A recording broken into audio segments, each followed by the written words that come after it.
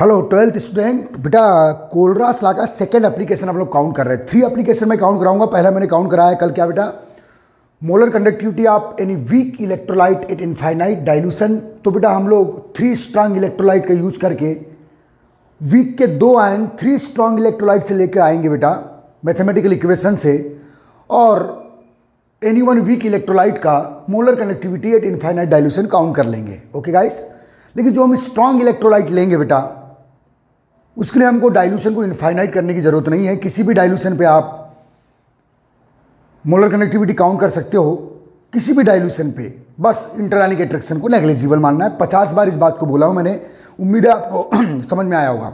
अब बात कर रहा हूं बेटा, ध्यान देना, second application number second Kohlrausch law का, calculation of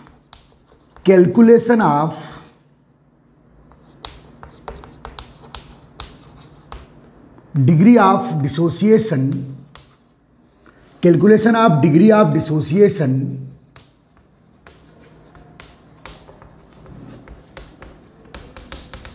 calculation of degree of dissociation for any weak electrolyte,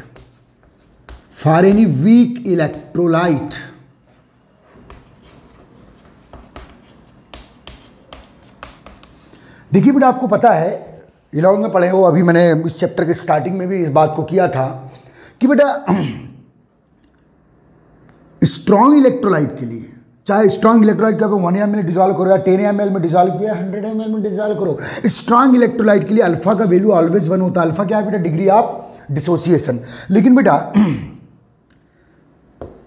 strong electrolyte के लिए ध्यान देना बेटा, पहले समझ लो इस एप्लीकेशन को यूज करने के पहले कुछ कॉन्सेप्ट क्लियर कर लो, ठीक है। For strong electrolyte degree of dissociation alpha always 1 at any dilution, minimum to maximum 1 ही होगा, क्योंकि वो किसी भी डाइल्यूशन पे कंप्लीटली क्या होते हैं बेटा? Dissociate. But for weak electrolyte, बेटा वीक इलेक्ट्रोलाइट है बेटा, वीक इलेक्ट्रोलाइट के लिए जो अल्फा का वैल्यू होता है बेटा, वेरी वेरी लेस देन 1। हाँ, लेकिन अगर V is equal to infinite ml ले लेंगे आप, तो बेटा यहां अल्फा का वैल्यू 1 आ सकता है। ध्यान देना, अच्छे समझना। अगर वीक इलेक्ट्रोलाइट के लिए फॉर एट एनी डाइल्यूशन की बात कर रहा हूं, except infinite, at any dilution क्या बेटा? अल्फा का value very very less than 1 होता है। हाँ, इनफाइनाइट डाइल्यूशन पे वीक इलेक्ट्रोलाइट के अल्फा का वैल्यू कितना आता है बेटा? 1 आता है। इस बात को याद रखना, क्योंकि इनफाइनाइट डाइल्यूशन पे वीक इलेक्ट्रोलाइट कंप्लीटली क्या हो जाता है? Dissociate. Then degree of dissociation obtain 1 at infinite dilution. समझना अच्छे से। तो बेटा 10 ml पे, 100 ml पे, 500 ml पे, किसी भी काउंटेबल ml पे वीक इलेक्ट्रोलाइट का जो अल्फा का वैल्यू है वेरी वेरी लेस देन 1 होगा। वेरी वेरी लेस देन 1 में वो -5 आ सकता है, -3 आ सकता है, -7 आ सकता है, -4 आ सकता है। तो बेटा अल्फा का वैल्यू काउंट करना है हमको, क्योंकि वेरी वेरी लेस देन 1, तो ये लेस देन 1 वाली वैल्यूज होता है बेटा, या 10-2 आ सकता है, कुछ भी हो सकता है ना। और आपको ये सब प्राइमरी नॉलेज, फिर मैं इस कैलकुलेशन को बता रहा हूं। तो बेटा एट एनी डाइल्यूशन मुझे क्या काउंट करना है बेटा? वैल्यू ऑफ अल्फा जो वेरी वेरी लेस देन 1 होता है, किसके लिए बेटा? वीक इलेक्ट्रोलाइट के लिए। तो एक्चुअली वो होता कितना? लेस, 1 से कम होता है तो कितना होता है? ये काउंट कर सकते हैं आप कोलरास लॉ से भी, ठीक है। लेकिन बेटा याद रखना, V is equal to infinite ml या C इजिकल टू 0, कॉन्सेंट्रेशन 0 या V is equal to infinite ml है डाइल्यूशन, तो वहां वीक इलेक्ट्रोलाइट के लिए अल्फा का वैल्यू फिक्स होता है बेटा, 1 होता है। स्ट्रांग इलेक्ट्रोलाइट तो किसी भी डाइल्यूशन पे अल्फा का वैल्यू 1 देगा, वीक इलेक्ट्रोलाइट केवल इनफाइनाइट डाइल्यूशन पे अल्फा का वैल्यू 1 शो करेगा। बट इनफाइनाइट को छोड़कर किसी और डाइल्यूशन पे अल्फा का वैल्यू लेस देन 1। तो एक्चुअली वो होता कितना है, ये पता करने के लिए हम लोग कोलरास लॉ का यूज कर सकते हैं बेटा, कोलरास कॉन्सेप्ट का यूज कर सकते हैं। दूसरी बात, ये समझ में आ गया आपको? फिर मैं आता हूं। आपको मालूम है बेटा कि जो कंडक्टिविटी है, चाहे मोलर हो चाहे इक्विवेलेंट हो, मोलर कंडक्टिविटी या कंडक्टिविटी की बात करूं, किसी भी टाइप कंडक्टिविटी हो, proportional to the number of ions, ये अफेक्टिंग फैक्टर है बेटा। मोलर कंडक्टिविटी आप सॉल्यूशन या इंटायर कंडक्टिविटी ऑफ सॉल्यूशन सीधे सीधे नंबर ऑफ आयंस के प्रोपोर्शनल। और यदि आपने वीक इलेक्ट्रोलाइट डिसॉल्व किए हो, जब आप बेटा डाइल्यूशन बढ़ाओगे तो डिग्री ऑफ डिसोसिएशन बढ़ेगा, डाइल्यूशन बढ़ाओगे तो डिग्री ऑफ डिसोसिएशन बढ़ेगा। ये सब समझा दिया हूं मैंने। और डिग्री ऑफ डिसोसिएशन बढ़ेगा तो नंबर ऑफ आयंस बढ़ेंगे, नंबर ऑफ आयंस बढ़ेंगे तो मोलर कंडक्टिविटी बढ़ेगी। ठीक है, तो बेटा ध्यान देना, हम लोग अब इस एप्लीकेशन को स्टार्ट कर रहे हैं। ध्यान देना,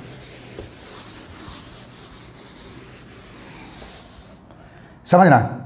तो बेटा calculation of degree of dissociation, calculation of degree of dissociation for any weak electrolyte. और वीक इलेक्ट्रोलाइट की अल्फा की value very very less than 1 होती है। तो बेटा किसी पर्टिकुलर डाइल्यूशन पर वो कितनी आएगी, ध्यान दो, समझो अच्छे से। Because molar conductivity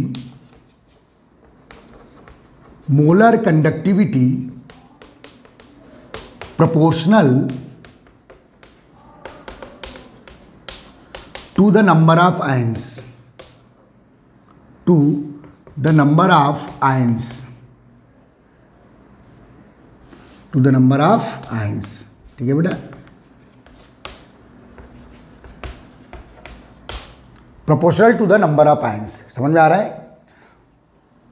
In case of weak electrolyte, in case of weak electrolyte,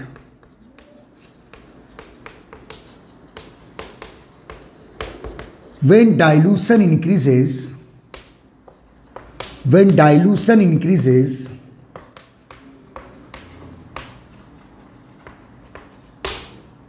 ठीक है बेटा, degree of dissociation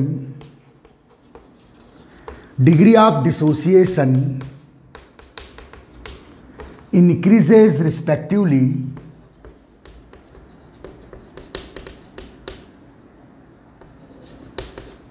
degree of dissociation increases INC Lina, thus molar conductivity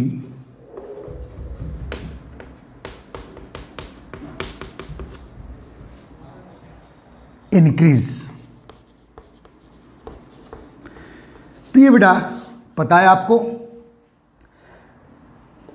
नीचे लिख रहा हूं बेटा मेन पॉइंट। अगर यहाँ पे introduction point, calculation of degree of dissociation for any weak electrolyte का आप मेन आंसर यहाँ से स्टार्ट कर सकते हो। इंट्रोडक्शन खुद को समझाने के लिए ये बात आप देख सकते हो बेटा। ठीक है, ये पेरा लिख सकते हैं आप, introduction point. By the ratio of molar conductivity at any concentration. क्या लिखा था बेटा, by the ratio of molar डेलियम means molar conductivity, C means at any concentration या एट एनी डाइल्यूशन, या ऐसा पूरा लिख दो बेटा। By the ratio of molar conductivity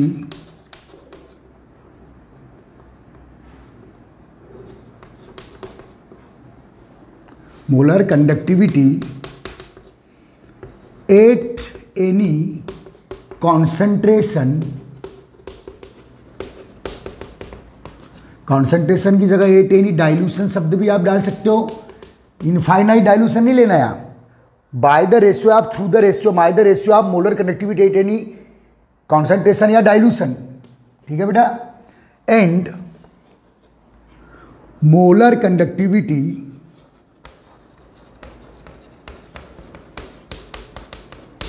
at infinite dilution या zero concentration, at infinite dilution. Infinite dilution means क्या बेटा, C equal to 0।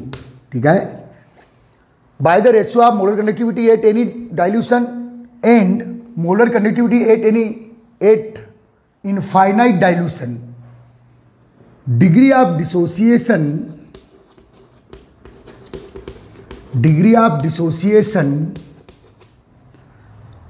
of any weak electrolyte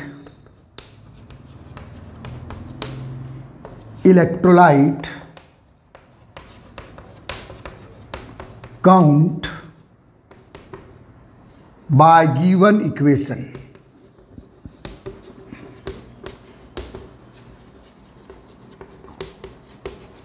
अब ध्यान देना बेटा, क्या लिखें? Bye the ratio of molar conductivity at any concentration and molar conductivity at infinite dilution, degree of dissociation of any weak electrolyte, count by given equation. Simple. तो देखिए बेटा, इसको मैं एक बार और थोड़ा सा एक्सप्लेन कर दूंगा। बेटा ऑनलाइन पढ़ा रहा हूँ, मुझे आपका चेहरा दिखता नहीं, तो मैं डबल और ट्रिपल रिवाइज करता हूँ बेटा अपनी थ्योरी को। कुछ लोग यहाँ बोर होते होंगे कि सर बार बार वही करते हैं, तो उसके लिए सॉरी। क्या करूं, मुझे सभी स्टूडेंट्स को देखना है, ठीक है। मुझे पता है कि मेरे 12th क्लास में सभी टाइप के स्टूडेंट्स हैं और सभी सेटिस्फाइड होना चाहिए, मेरा टारगेट है। ध्यान देना बेटा, समझना बेटा। ये बेटा वीक इलेक्ट्रोलाइट है, अभी इक्वेशन दे रहा हूं मैं HCN, सपोज ये वीक इलेक्ट्रोलाइट है। तो देख बेटा 10 ml पे इसे डिजोल्व किया, 10 ml पे डिजोल्व किया तो ये H+ और Cn माइनस दिया बेटा, इसने कितना दिया? 10⁻4, ठीक है। फिर बेटा मैंने 100 ml पे डिजोल्व किया तो फिर से H+ Cn माइनस, और ज़्यादा फर्निश करेगा क्योंकि डाइल्यूशन बढ़ाने पे डिग्री ऑफ डिसोसिएशन बढ़ता है। तो सपोज बेटा 10⁻3 दिया, ठीक है। ये क्या है बेटा? अल्फा की वैल्यू है, इसका 1 मोल लिया हूँ मैंने। अल्फा की वैल्यू, ये अल्फा की वैल्यू चल रही बेटा 10 ml पे, ये अल्फा की वैल्यू कितने पर बेटा? 100 ml पे। और इस टाइप से बेटा मैंने डाइल्यूशन अब V is equal to infinite ml कर दूं मैं, किस पर? वीक इलेक्ट्रोलाइट को V is equal to infinite ml में डिजोल्व कर दूं तो अल्फा की वैल्यू कितनी मिलेगी बेटा? 1। अब देखिए क्या लिखा हूं? Because molar conductivity proportional to the number of ions, ठीक है बेटा। अब 10 ml पे नंबर ऑफ आयंस कितने बेटा? 10⁻4। तो 10 ml पे जो मोलर कंडक्टिविटी होगी, 10 ml मीन्स एनी डाइल्यूशन हुआ हो, एनी डाइल्यूशन या एनी कॉन्सेंट्रेशन।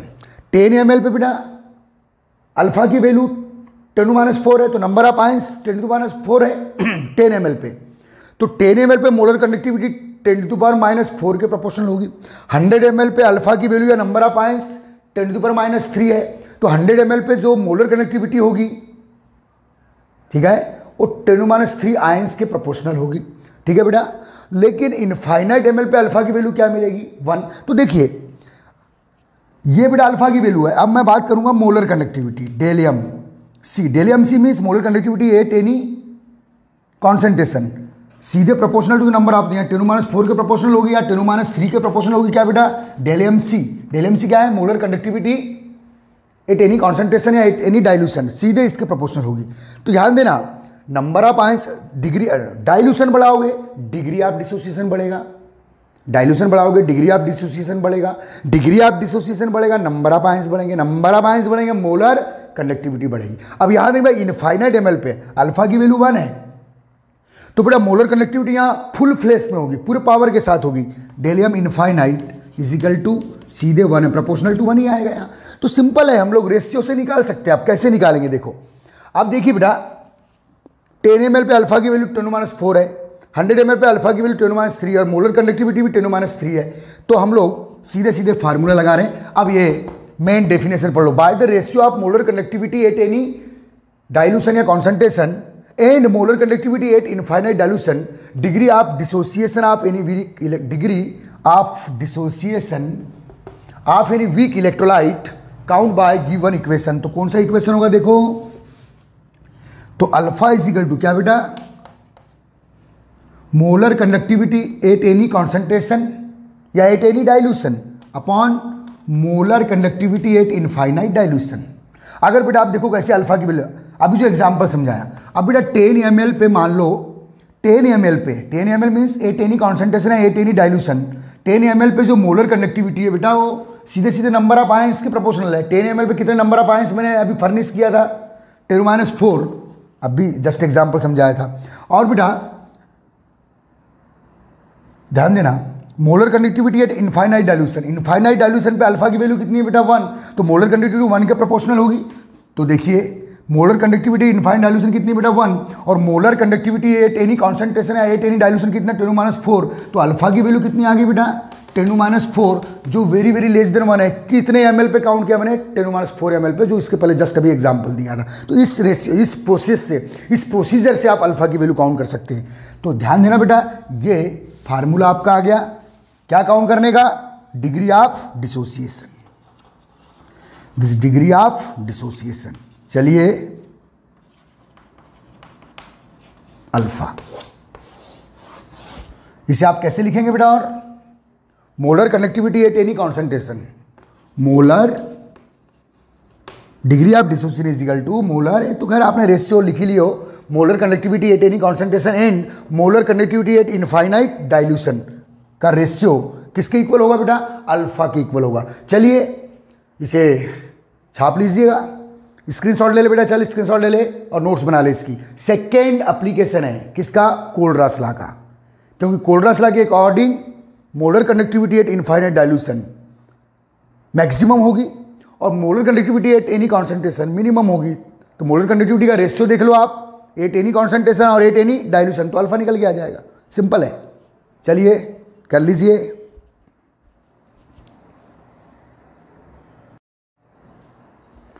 बेटा थर्ड जो एप्लीकेशन है बेटा किसका, कोलरास लॉ का, डिसोसिएशन कांस्टेंट, इक्विलिब्रियम कांस्टेंट, 11 की क्लास याद आ रही होगी, केमिकल इक्विलिब्रिया, ठीक है बेटा। तो calculation of degree of dissociation, calculation of dissociation constant for weak electrolyte, क्योंकि वीक इलेक्ट्रोलाइट का जो डिसोसिएशन कांस्टेंट होता है वेरी वेरी लेस देन 1 होता है बेटा। Calculation of degree dissociation constant for weak acid, weak base या weak salt, weak electrolyte acid base या साल्ट हो सकते हैं बेटा, वीक इलेक्ट्रोलाइट, समझ में आ रहा है। तो बेटा जो सेकेंड एप्लीकेशन पढ़ाया मैंने उसी से रिलेटेड है थर्ड एप्लीकेशन। अब देखिए बेटा, सपोज, चलिए इस एप्लीकेशन को क्लियर कर लेते हैं। सपोज HA बेटा, HA is a weak acid, suppose HA क्या है बेटा, इज अ वीक एसिड है, समझ में आ रहा है, is weak acid, weak means जो बहुत कम डिसोसिएट होते हैं एट एनी डाइल्यूशन, लेकिन इनफाइनाइट डाइल्यूशन पर they are completely dissociate. Suppose HA is weak acid, ठीक है, विच dissociate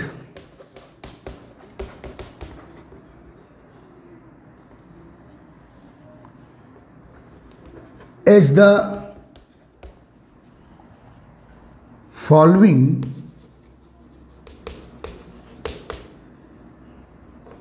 reaction at any dilution।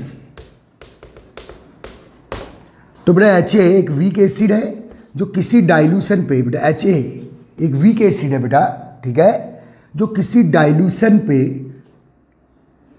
Dissociate हो रहा है। जितने भी वीक होते हैं बेटा ये रिवर्सिबल डिसोसिएशन रिएक्शन शो करेंगे, क्योंकि they are not completely dissociate. ये किसी भी डाइल्यूशन पे डिसोसिएट होंगे फिर से एसोसिएट होने लगे, डिसोसिएट होंगे फिर से एसोसिएट होने लगे, मीन्स बेटा रिवर्सिबल रिएक्शन चलेगी। केवल इनफाइनाइट डाइल्यूशन पे ये कंप्लीटली क्या होते हैं, डिसोसिएट, वहाँ इरिवर्सिबल चलेगी एक ही डायरेक्शन में, ठीक है बेटा, H++A-, ध्यान देना, ठीक है बेटा। तो अब याद आ रहा होगा आपको इनिशियल मोल हमेशा IM मीन्स इनिशियल मोल हम कितने लेते हैं बेटा, 1 स्टैंडर्ड मोल है। तो इनिशियल मोल से अभी रिएक्शन स्टार्ट नहीं हुई है, ठीक है। एट एनी डाइल्यूशन बेटा जो HA वीक एसिड है वो इस टाइप से डिसोसिएट हो रहा है, और ये भी कितना होगा बेटा, 0, ये भी 0 होगा, क्योंकि इनिशियल मोल 1, इनिशियली हम लेते किसको है बेटा, रिएक्टेंट को, ये प्रोडक्ट है। इनिशियल मोल का मतलब अभी हमने जो टेकिंग मोल्स है, जो यूजिंग मोल्स है जो हमने लिए हैं, तो हमेशा 1 मोल लेंगे हम लोग, ठीक है। एट इक्विलिब्रियम सब 11 में कराएं, याद होगा आपको बेटा। ये जो H+ और A- मिलेंगे एक डिग्री ऑफ डिसोसिएशन के प्रोपोर्शन में मिलेंगे, अगर 10 ml पे 8 एनी डाइल्यूशन बोला हूँ, सपोज 10 ml पे डिग्री ऑफ डिसोसिएशन 10⁻⁴ है, तो ये भी 10⁻⁴ मिलेगा और ये भी 10⁻⁴ ही मिलेगा। तो बेटा 8 इक्विलिब्रियम, ये अल्फा मिल रहा है, ये अल्फा मिल रहा है। अल्फा मीन्स जो डिसोसिएट स्पीसीज है, जो डिसोसिएट स्पीसीज है वो डिग्री ऑफ डिसोसिएशन के इक्वल ही मिलेगी। भाई 20% टूट रहा है तो ये 0.1 मिलेगा, 0.2 मिलेगा। 10% टूट रहा है तो 0.1 मिलेगा। 70% टूट रहा है तो 0.7 मिलेगा। तो बेटा जो H+ और A- आयन के मोल्स है वो equal two degree of dissociation. तो ये लेफ्ट कितना होगा बेटा 1 - अल्फा। याद आ रहा है, 11 में किए थे सब, ठीक है। तो बेटा ये इनिशियल मोल और 8 इक्विलिब्रियम में अल्फा मिला है, अल्फा मिला, तो इसका लेफ्ट जो मोल्स होंगे किसके बेटा HA के लेफ्ट मोल 1 - अल्फा। अब क्या लगाएंगे बेटा हम लोग, इक्विलिब्रियम कांस्टेंट। किसी भी एसिड की डिसोसिएशन रिएक्शन का, किसी भी एसिड की डिसोसिएशन रिएक्शन का, किसी भी एसिड की डिसोसिएशन रिएक्शन का, समझ में आ रहा है बेटा, जो इक्विलिब्रियम कांस्टेंट होता है, किसी भी एसिड की डिसोसिएशन रिएक्शन का जो इक्विलिब्रियम कांस्टेंट होता है उसे क्या बोलते हैं बेटा आप, डिसोसिएशन कांस्टेंट ऑफ एसिड के। याद आ रहा है। तो बेटा बिकॉज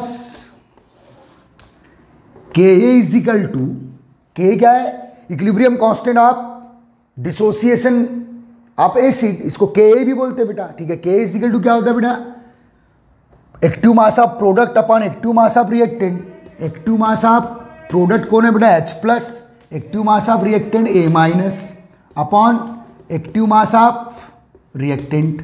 तो H+ का एक्टिव मास इंटू A- का एक्टिव मास अपॉन HA। कब का एक्टिव मास, इक्विलिब्रियम का।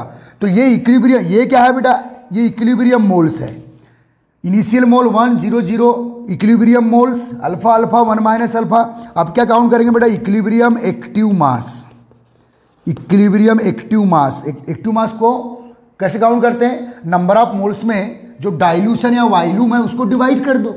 समझ में आ रहा है बेटा, जितने डाइल्यूशन है वाइल्यूम पे आपने डिसॉल्व किया हो। तो बेटा इक्विलिब्रियम एक्टिव मास 1 - अल्फा/v, अल्फा/v, H+ का, A- का क्या बेटा अल्फा/v, ठीक है। तो रख देते हैं आप वैल्यू, के इज इक्वल टू H+ का क्या है बेटा एक्टिव मास अल्फा/v, A- का आल्सो अल्फा/v, और ये क्या बेटा 1 - अल्फा/v, ठीक है। तो ये बेटा v से भी कैंसिल हो गया। समझ में आ रहा है, ध्यान देना अच्छे से। तो k इज इक्वल टू क्या हुआ बेटा, यहां लिख लेते हैं α² अपॉन 1 - अल्फा इंटू v। ये बेटा k का। अब हमको क्या काउंट करना है बेटा, k क्या है बेटा, dissociation constant. What is the k, dissociation constant of weak acid. अगर वीक बेस लोगे तो k भी लगा देना, डिसोसिएशन कांस्टेंट है बेटा k। तो ये आ गया बेटा k का फार्मूला। अब k का फार्मूला निकालने के लिए हमको अल्फा चाहिए। देखो k is equal to α² upon 1 - alpha into v। अब k का फार्मूला या k की वैल्यू निकालने के लिए अल्फा की वैल्यू चाहिए। अल्फा की वैल्यू कहाँ से लेके आओगे, सेकेंड एप्लीकेशन से। सेकेंड एप्लीकेशन में अल्फा की वैल्यू क्या है बेटा, because alpha is equal to क्या है, molar conductivity at any dilution या at any concentration and molar conductivity at infinite dilution. तो बेटा the ratio of molar conductivity at any concentration and molar conductivity at any dilution किसकी equal होता है बेटा, alpha के इक्वल। तो second application से आप अल्फा की वैल्यू यहां पुट कर दीजिएगा। तो K is equal to molar conductivity at any concentration upon molar conductivity, इसको ऐसे लिखेंगे बेटा, molar conductivity at any concentration upon molar conductivity at any dilution का whole square upon 1 - molar conductivity at any dilution